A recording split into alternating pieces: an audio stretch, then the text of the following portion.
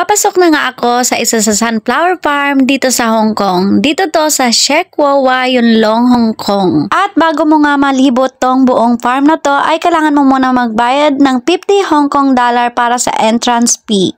At pagkabayad ko nga ay una kong pinuntahan itong malaparaisong ganda na pa-flower dito. Siyempre mag-isa lang ako dito kaya sariling sikap lang ang pagbibideo ko.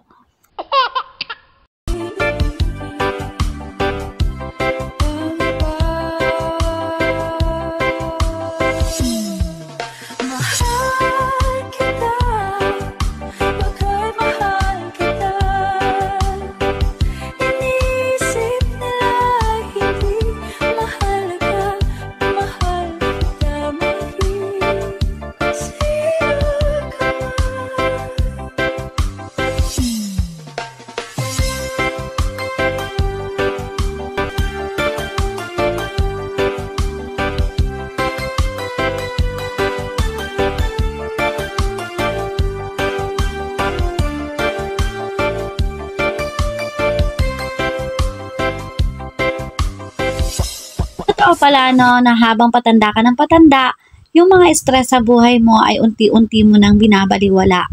Iniisip mo na lang na kahit anong iwas mo, kung talagang gustong ibato sa yung stress ay wala ka namang magagawa.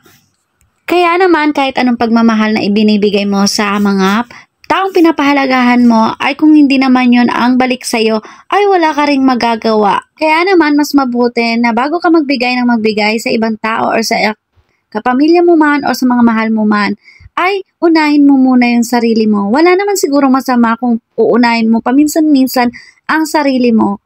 Unahin mo paligayahin ang sarili mo. Bigyan mo ng reward ang sarili mo tulad ng binibigay mo sa iba. Wala naman siguro masama kung ititreat mo rin yung sarili mo kahit na araw-araw mo pang gawin yan.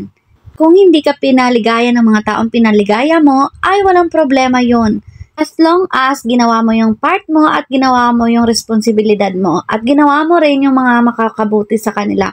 At kung hindi naman nila yung ginawa para sa'yo, ay okay lang naman yon. Ganun talaga ang buhay. Kaya naman kung isa ka sa mga stress sa buhay, ay kailangan mo talaga lumabas or mag-explore kesa naman nakapirmi ka lang sa loob ng bahay ay talaga namang hindi ma-explore ang utak mo. Mag-iisip ka lang na mag-iisip ng mga negatibong bagay at yun yung isa sa sisira sa isip mo. Kaya naman, lagi ka pa rin magpasalamat sa lakas at buhay na papatuloy na pinapahiram sa'yo. Bigyan ka pa ng lakas para maging matatag. Yun lang. God bless!